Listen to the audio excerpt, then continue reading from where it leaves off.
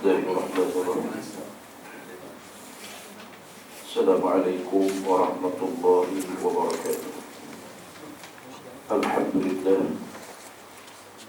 Alhamdulillahi rabbil alamin. Hamdan katsiran tayyiban mubarakan fihi. Mubarakan alaihi kama yuhibbu rabbuna wa yardah. Allahumma salli ala sayyidina Muhammad wa ala alihi wa sahbihi wa man tabi'ahum bi ihsanin ila yaumiddin. Allahumma aslih bainana wa bain qaumina bil haqq wa anta khairul fatihin. Rabbi yassir wa la tu'assir, rabbana zidna ilma.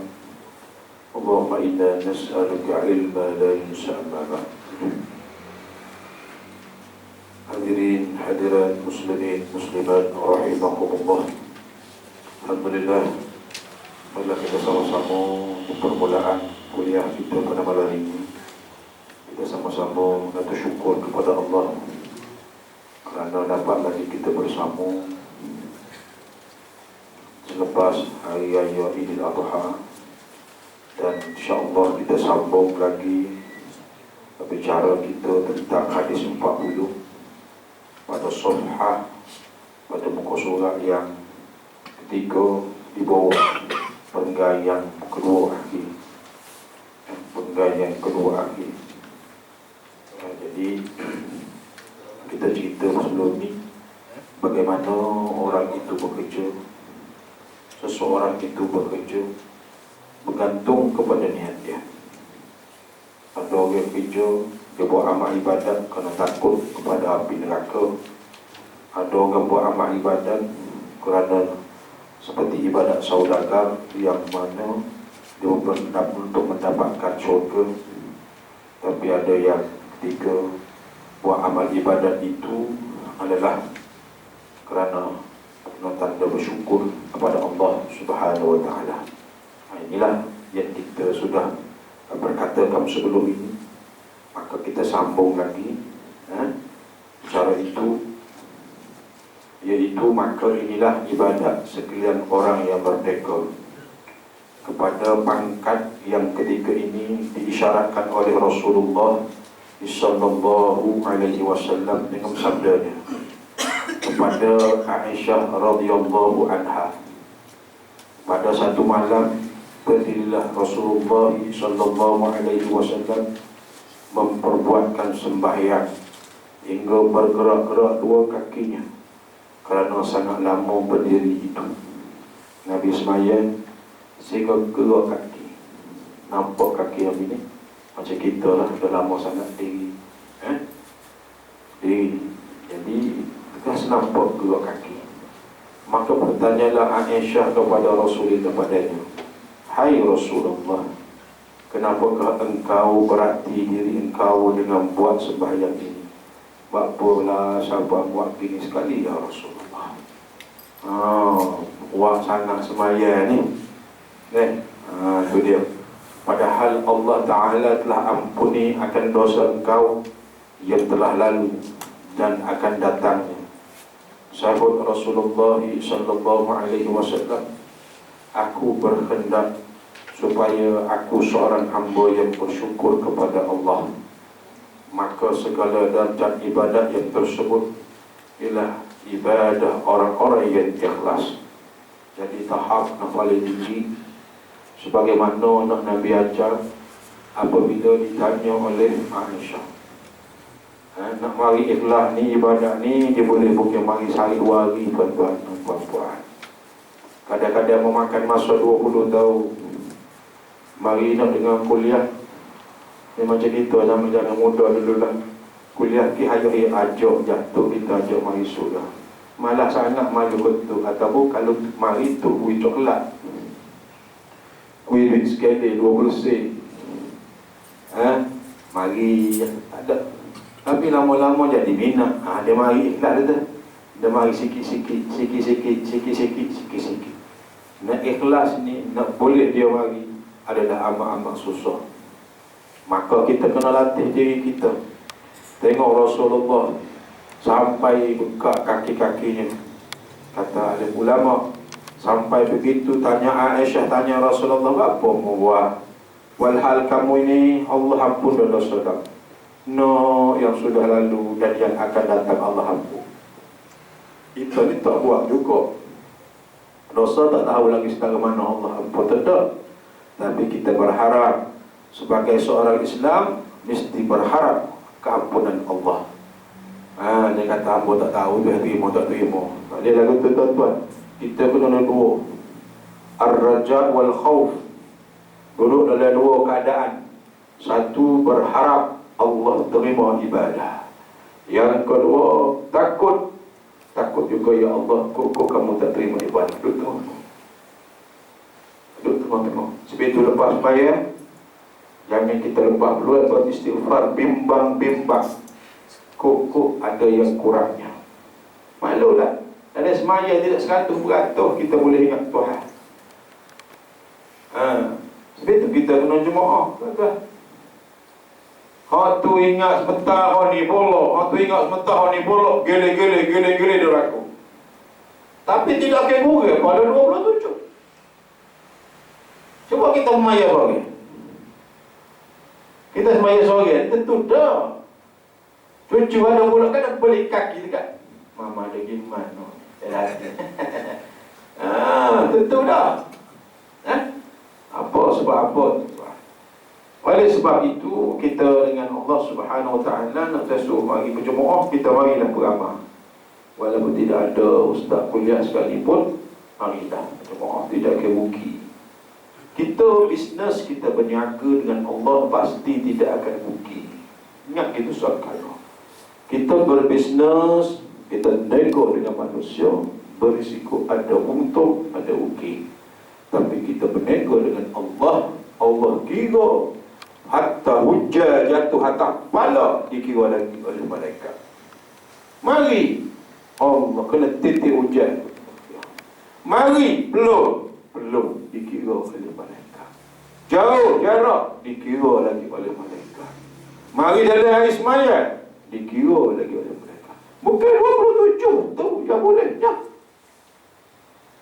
Bukan hanya 27 jemaah itu darajah saja, tetapi banyak lagi pahala-pahala lain yang Allah Subhanahu Wa Taala. Mari boleh menunggu pula, tak rela, tak azan lagi 5 minit lagi. Mari kerana menunggu pula azan, pahala suku pula. Kayo sebenarnya. Kalau kita berjemaah, orang kaya. Kita kalau jenis orang-orang kata dia mungkin kita boleh gini-gini, untung petu, menego gini-gini. Pukul 3 pagi tak tidur. Tak tidur. Tapi nak Allah buat ni, bagi kita buat doa. Okey, kita tengok bagaimana Nabi kita. Sampai peringkat afala akunu 'abdan syakura. Apakah tidak boleh aku nak jadi seorang hamba Allah yang bersyukur? Banyak mana kita nak terima kasih ke Tuhan, tak padan dengan nikmat Allah, tuan-tuan. Kita tak nampak oksigen yang Allah beri kita ni percuma. Tapi tai masuk kita di wak, maka dia tak apa lagi. Tai pergi swasta, dia kira, tuan-tuan. Baru tahu harga mahalnya oksigen itu yang Allah beri pagi-pagi. Sebab itu waktu pagi, tuan-tuan, alim ulama pesan, sujud berjemaah kamu itu atau rakaat berjemaah pada waktu subuh itu ialah vitamin dos yang paling segar. Siapa-siapa tak ada jemaah subuh pagi, dia hilang satu, iaitu vitamin pada pagi itu. Hebat subuh. Jangan boleh terlepas. Mana kata ulama, kata cerdik pandai, masa kamu sujud di waktu subuh itu, itulah rakaat yang akan menyebabkan semua panggil berlaku. Zak tu zak ni mari berlaku gini tu di waktu subuh itu. Sebab itu waktu subuh dua malaikat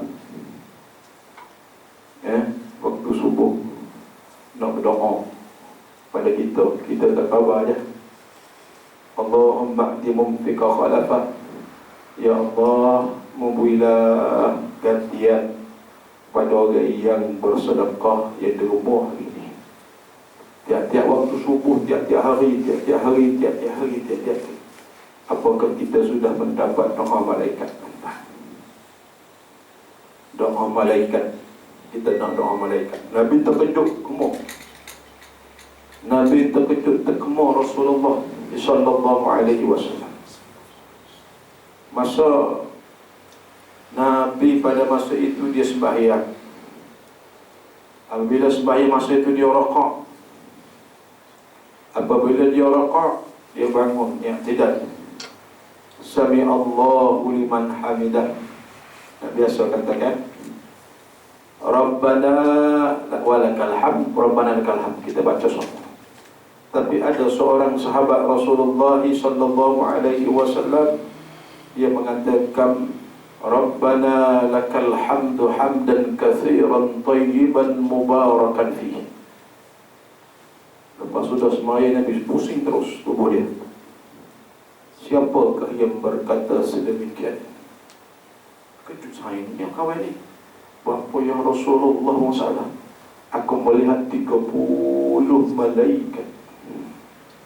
Siapa-siapa baca dan dia sembahyang, kita satu sah belakang, kita sembahyang sesah, tapi orang yang baca dia lebih berbanding dengan orang lain. Maka apa salah? Kita cari kelebihan ini. Kita cari kelebihan. Maka berebutlah malaikat 30 orang malaikat berebut. Aku tengok ya Rasulullah kata, wahai sahabat-sahabatku sekalian, semasa sahabat kita baca Rabbana lakal hamdu hamdan katsiran tayyiban mubarakan fi, pada masa itu aku melihat 30 malaikat berebut-rebut nak menulis catatan orang ni sekian gini berebut tuan-tuan. Maksudnya orang ni orang yang sangat diminati oleh malaikat, berbuat naik ke Tuhan. Amalan tadi itu sendiri. Jadi kalau kita tengok, kita sama-sama mari ambil iktibar, cari nak mana molek dalam ibadat kita, cari nak pandai molek. Itu dia insya-Allah. Kita cuba sikit sebanyak sehari-hari kita tambah amal ibadat kita. Iman kita ni dia tambah, dia ada berkurang. Dia molek tak?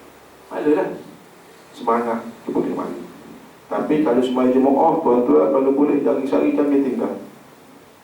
Ikhtiarlah jangan kita boleh tinggal solat jemaah. Sebab untung tak boleh nak cerita. Ketahuilah barang siapa tercengang dengan amal ibadahnya, cengang atau berbesar-besar diri oleh sebab banyak atau eloknya. Ambo sedap semaya pada orang lain, banyak orang lain ambo maya kosong pada orang lain, ambo semaya orang lain banyak ambo kalau banding dengan sunat-sunat ambo buat pada orang lain.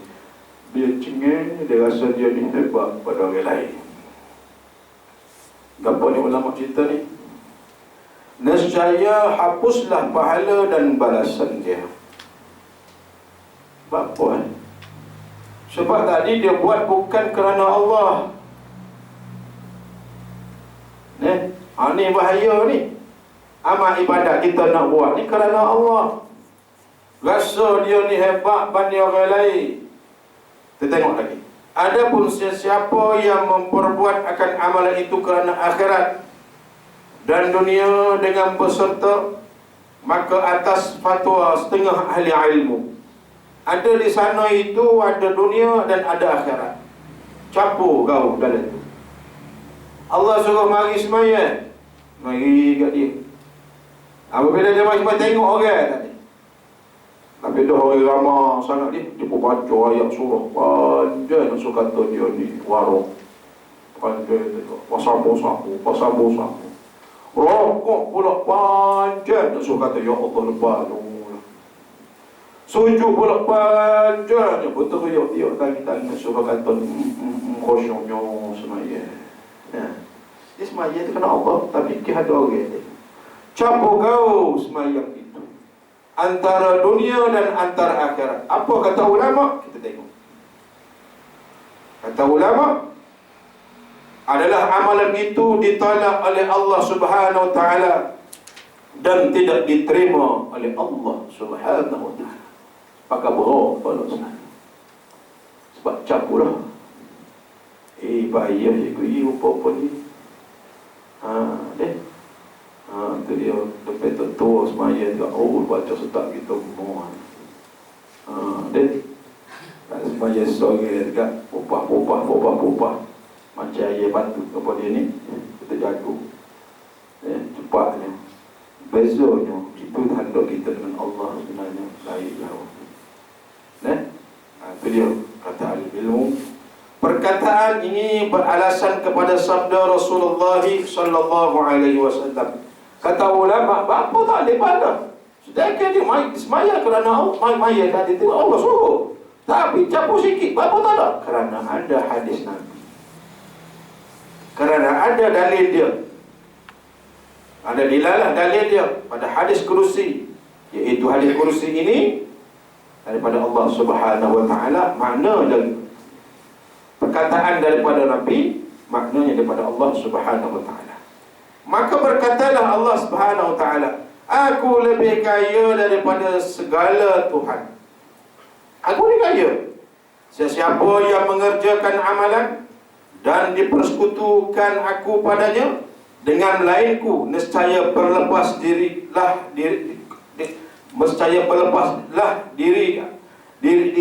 aku daripadanya. Maksudnya Allah kata dah nak kau itulah. Wala taj'alu lillahi andada.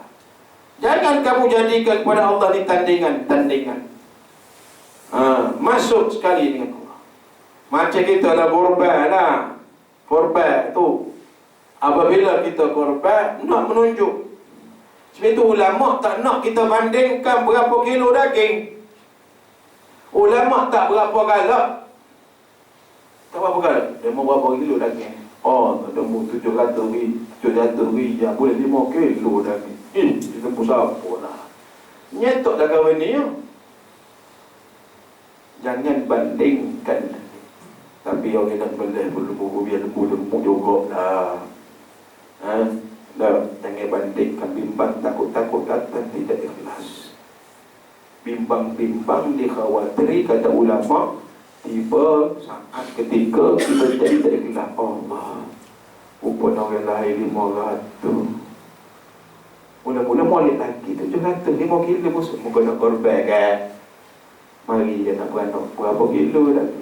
5, berapa ratus, 700. Ambil 5 kilo, boleh 500, 12 kilo. Allah, kah mari tambah habis. Inilah yang dikhawatiri oleh ulama. Jangan duk bandingnya.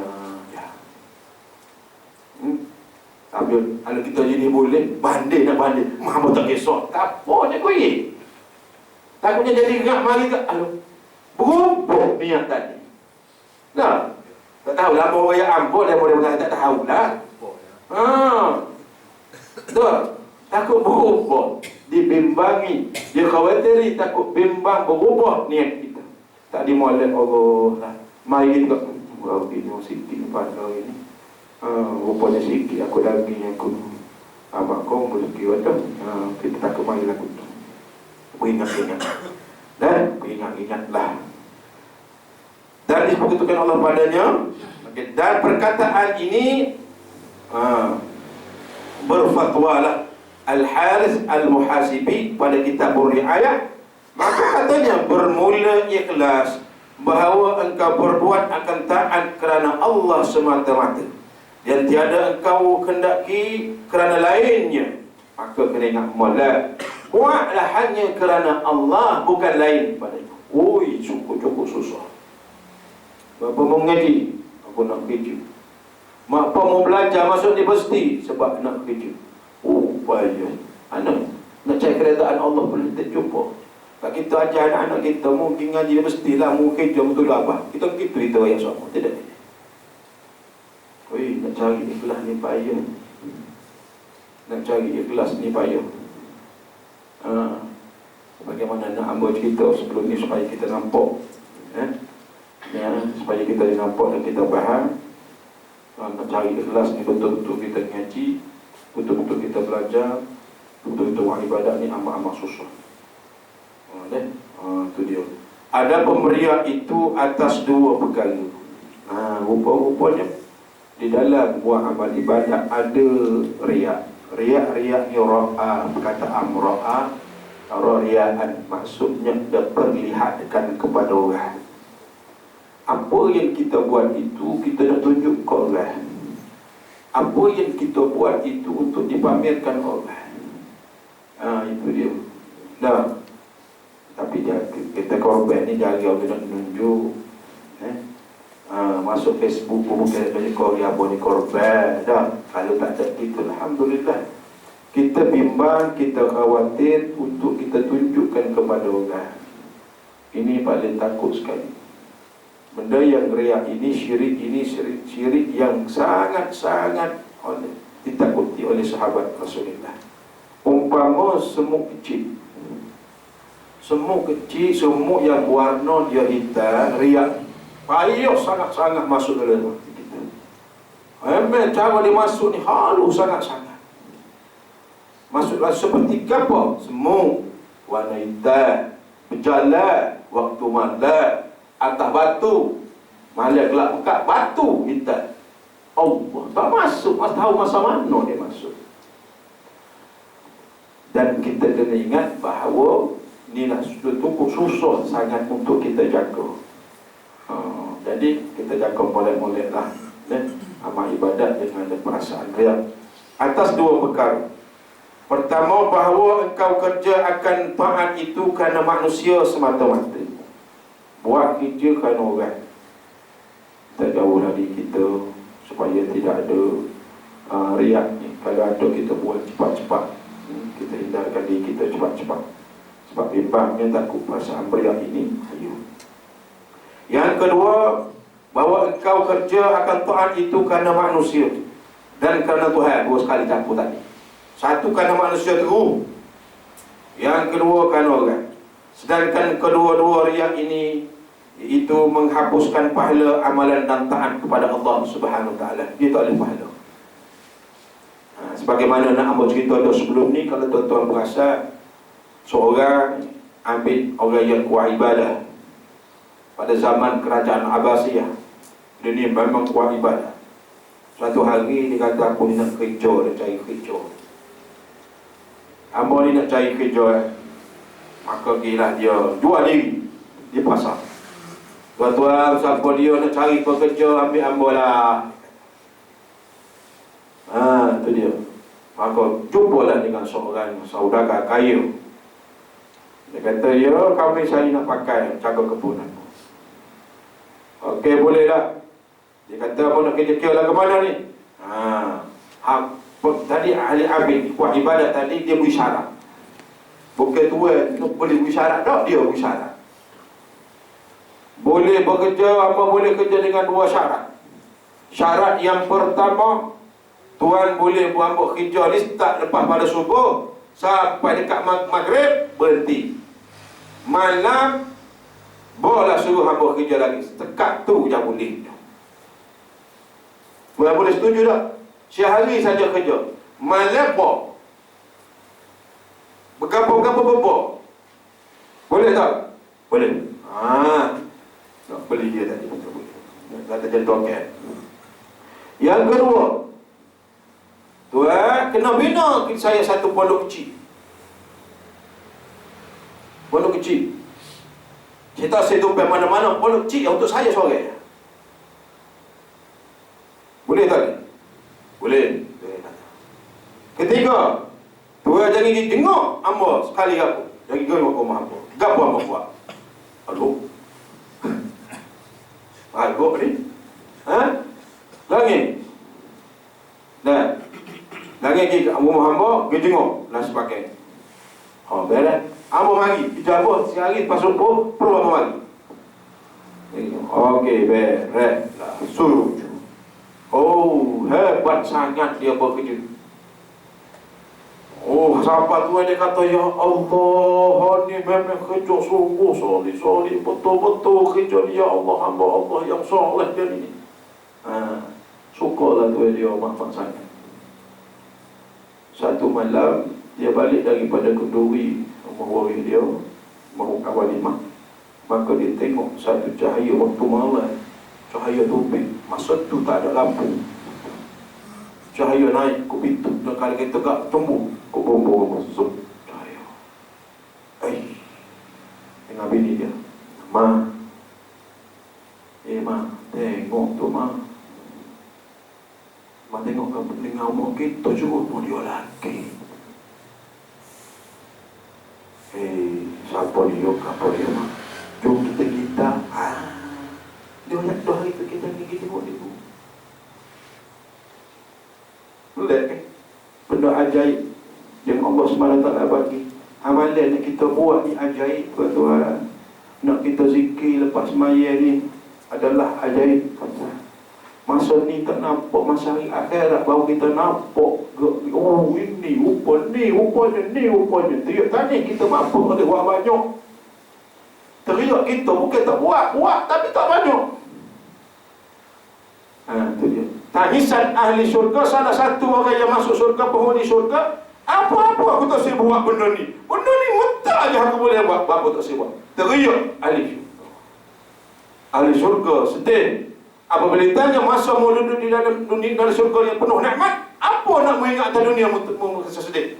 Masa aku tak boleh ingat Tuhan, masa sepatut aku boleh berzikir, aku tidak boleh nak berzikir pada Allah. Dia tangis. Jadi dia berkita, terkejut. Masa dia kawan dia tengah sujud. Allah, yang ke bini dia, siapa dia sebenarnya boleh kita orang soleh kita buat tanya ke dia lah. Sudahlah mama, tengok tak pernah ada dia nampak. Jom kita balik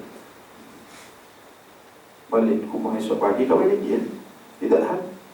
Jom kita tunggu tuan ini kita ke inilah hari ni mu tak salah kerja. Bapa nak tanya mu siapa? Hamba koli koli tuan. Yalah koli juga. Mu ni siapa sebenarnya? Buat tu tanya gitu. Gini, nak tanya mu, aku semalam balik lewat, aku tengok umur-umur tu cahaya. Aku kita, juga benda ni. Apa tu lagi kita macam itu kan? Lah belat. Alhamdulillah. Saya sedar patahnya jangan di hamba kita hamba. Hamba bagi hidup Tuhan kepada Tuhan, untuk khidmat pada Tuhan sepenuh hati saya siang hari. Malam hari biarlah beri kamu berkhidmat pada Allah pula Tuhan. Tengok hebat biarlah dia yang berhebat malam untuk khidmat kepada Allah. Waktu yang kita mau berpasang, apa masalah? Dia yang bukan lagu tu. Sekarang Tuhan dah tahu siapa diri saya. Maka ya Allah, ya Tuhanku, amal yang aku ibadat selama ini bersama dengan Tuhan aku. Ada orang sudah tahu amal ibadat aku. Aku takut riak, ya Allah. Ya Allah, aku minta padamu, matikanlah aku segera mati. Nak cerita pada kita, takut kita mau perasaan riak. Ada dalam hati takut ibadat tidak diterima oleh Allah. Takut ibadat yang kita buat hari ini tidak diterima oleh Allah. Ini yang paling menakutkan kita. Yang menakutkan kita semua, kita merasakan bahawa kita buat ni habis comel tak ada nak arti kepada, tetapi Allah tidak terima kerana satu, buat bukan kerana Allah. Ini kita nak reki berdasarkan hadis yang kita baca. Biarlah kita buat hari ini kerana Allah. Dan apabila kita buat kerana Allah, kita akan mari takut cercaan manusia. Sebab Allah akan jaga kita. Allah Subhanahu wa ta'ala